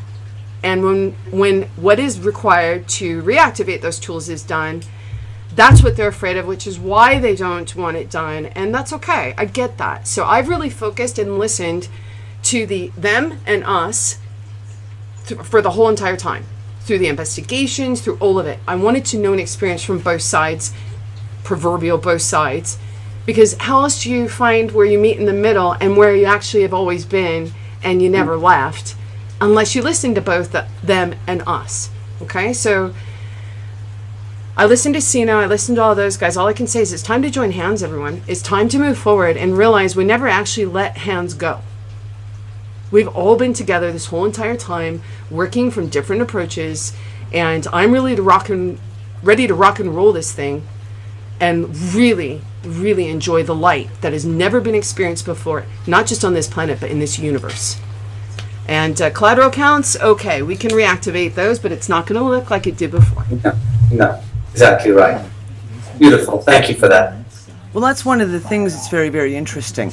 In the there is no lack. We have been playing, if you will, or teaching ourselves again about there is no lack, just in our own local where we are. And it's an ongoing joke between Heather and I that where we are in Morocco, it is very, very dry, and all of a sudden we had this wells started drying up, people didn't have water, and you realize you start paying energy into that, where you talk about, okay, well, we shouldn't water the garden every day because there could be a lack of water. We can't do this. Well, let's not do this because we don't want to run out of water. 21 people deciding not to shower because you don't want to run out of water is not pleasant. No. So we sit there one day and everyone has gone out, and it's basically Heather and I and our 8 kids. Because We are clinically insane. Don't ask. So we're sitting there, and literally, the pump turns off in the well, and we have no water. So we're sitting there hauling, the good old-fashioned way. You got the bucket on the rope, dropping it down the well, hauling it up. And as we're hauling up water, Heather says to me, we created this. And I'm like, yeah, shut up and just pull water. It's like, it was so in our face. We created this because that's what we kept paying our energy. So then we sat there and we were like, there is no lack of water. No, we are not. There is more than enough water for everyone to do what we need to do. And almost immediately there was water. There was water. We had water. That's the grail, and you got it. Yeah. And that is physics. That is pure physics. No, because we had to go through a couple more times of this because we. Either which way, humans create We're climate, kinda create slow water, learners. create primary water. We are it. Absolutely, that's a beautiful story. Well, and that's it. But it was an in your face. You sit there and you want people say, "Can you do this? Can you manifest this?" My analogy that I always use is manifesting a tomato. Can you do this? And I'm like, no, but I can manifest water. Because we've proven it over and over now, and we can unmanifest water. But that's a flip of fear. You know Yes, what I mean? exactly. And when you realize that you acted in fear and you actually manifested whatever that fear toned, okay? And then I just put an imagination to that fear, and that frequency creates. I can create the exact opposite, or I can create something completely new, something never experienced. That is so empowering at that moment. And it's been a journey for me personally to come to that realization. Now there's nothing anyone can tell me that you can't manifest, because there's not one thing I can't manifest. If I feel it and I want to experience it, it's done before I even start. That's where we are, and that's where things are going at this point. So yes, do I see all this stuff over here, fear and fear porn and all of that? Of course I do. I do see it. I'm not ignoring it.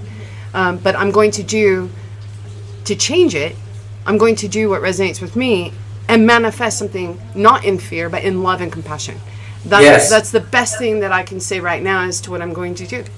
I say again, it's pure science, and where we project our plasma bodies, and we are all of us variously wizards and warlocks and witches, whether we're conscious or unconscious of those processes. That's how we operate in different waveforms whilst we're asleep in different states of consciousness. Yeah. We're constantly casting spells upon one another and curses and blessings in this world. And when we begin to understand that those energetics, those supra and sub-energetics are the energetics that actually create a pincer movement in our reality field that actually becomes the dance of Shiva and Shakti in respect of manifestation. This is something so important. I mean, when you identify with scarcity and we project our plasma body toward that form, then scarcity will do our bidding. It will be our overlord. It will hold the space. And conversely, when we project the other will emerge. And this is the real majesty of the human condition that is emerging now off the back of a very long and arguably diabolical galactic sleep, is that we are awakening with this photonic capacity to bend time, as we discussed earlier, and to manifest things almost instantaneously. Certainly, the more we release these false constraints and notions of time, we will indeed be able to manifest instantaneously, because it is where we plasma embed our projected id. That is where the majesty of our immortal energetics will carry. So there is nothing that we cannot accomplish, nothing we cannot achieve, or nothing we cannot be or create. And the more we are able to simply own that space and own that knowing, we become it. And then the whole of that Canaanite, ritualistic, Babylonian, god-awful paradigm that we're all aware is so toxic becomes voided in one instant. Yes. Yeah. Well, and that's where I'm going to let these guys take over for the rest with you, and I'll follow in. But I just wanted to say this. No, I know, but I'm watching. She has a clock up on here, bad girl. And what I want to say is this. I've got my toolbox, okay? And the biggest thing that I have in my toolbox right now is me. For me, in my toolbox. So I am going to put my toolbox out and join together with all the other toolboxes, and I really want to get this rolling so fast in a twinkle of an eye. Okay? Good, thank you. And then that's open season now to be harassing you. So I thank you for that. Anytime. Welcome to the club. We do it all the time. And speaking of time, though, we have been recording this now for a couple of hours, so just as we start to wrap things up, I'm going to hand things over to Brian, and where he can just throw out some of the questions that we know are the most common that did come up, both in the chat room, on the website, and through Facebook, various Facebook threads. And if you guys could just give, some concise, short answers to them where you can, if you can. And I have deliberately stepped back today because I really wanted to enjoy myself the interaction between the two of you and what you guys play together. And I feel very honoured to be here in the space that we're in, with everybody that has supported bringing this together. As makeshift as it looks, you've got no idea what was required to put it together. The energy that went into it. And the people, and who are truly devoted to assisting in any way they can. And I know you've got your own team of highly devoted people who do that too. And I just want to they know who they are, so a shout out. Nice, ditto that. So Brian, take it away. Well, it's going to be funny asking some of these questions because we've gotten into the realm of what we're used to talking about, Sasha, which is a lot revolved around the energetics and the manifestation and the internal technology and how we tap into these innate abilities that we have lying dormant within all of us as individuals and the collective. And now we're getting back into like specifics about documents and that kind of thing.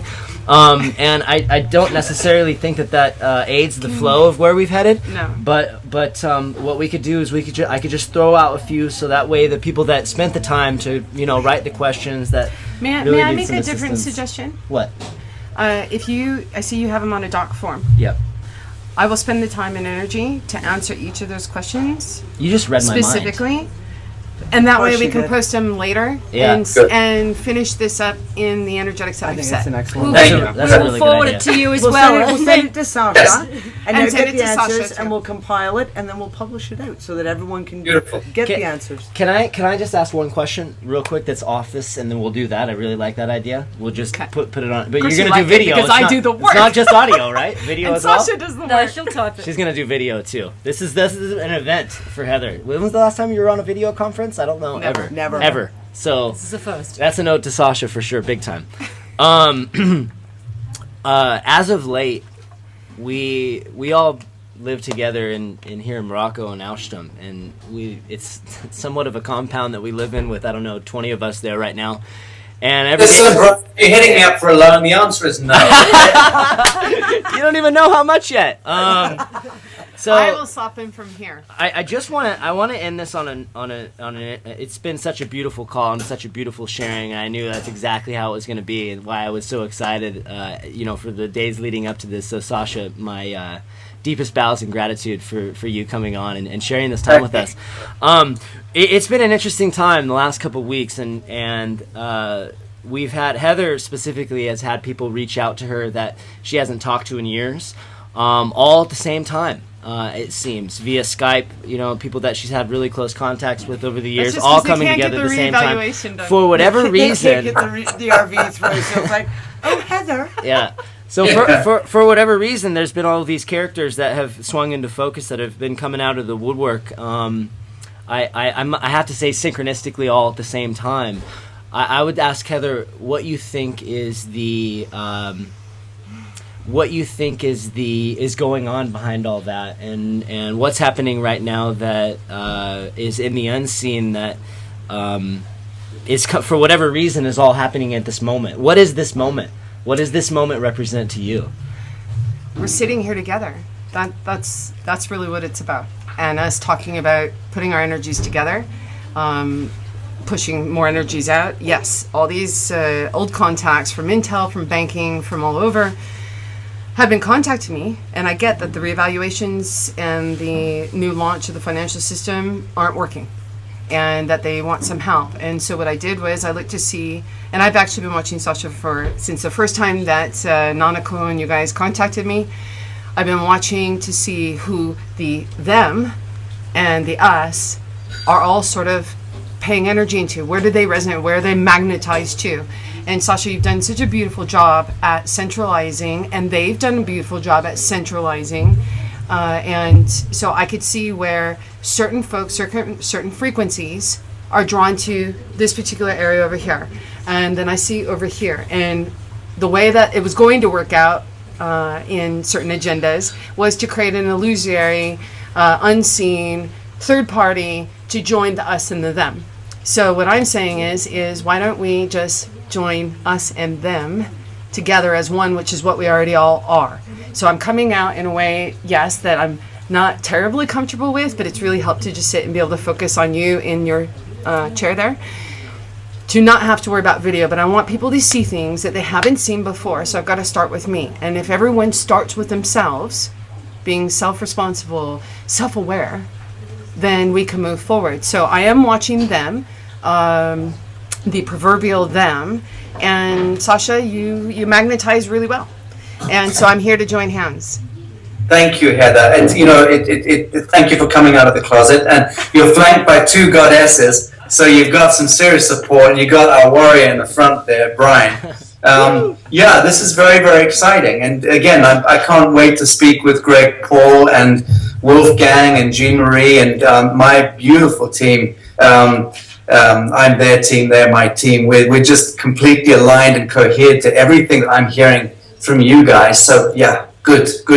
Let's do some deep plumbing. Awesome. Lovely. We'll let you know as soon as this we will let you know as soon as this is published and made. And it's been a pleasure. And you know, I'm going to Southeast Asia next week for about a month. Also filming there, and then I was planning to come back to Europe, and then I'm planning to come on to Morocco. So see you sooner rather than later. Yeah. We'll have a I'll have coffee. Thank you, Dee. Thank you. Okay. Can I end with a quote that I used to promote the show? For me personally, limitations live only in our minds. But if we use our imaginations, our possibilities become limitless. Good quote for the Collective Imagination Show. Yeah. Shanti, Namaste and blessings to you, Sacha. Thank you, man. A pleasure as always. It's been too long. Let's not make it so long again before next rendezvous. Thank you, Brian. Thank you, Lisa. Thank you, Dee. Thank you, Heather. Thank you. We love Easy. you, man. Love you. Be well. Namaste.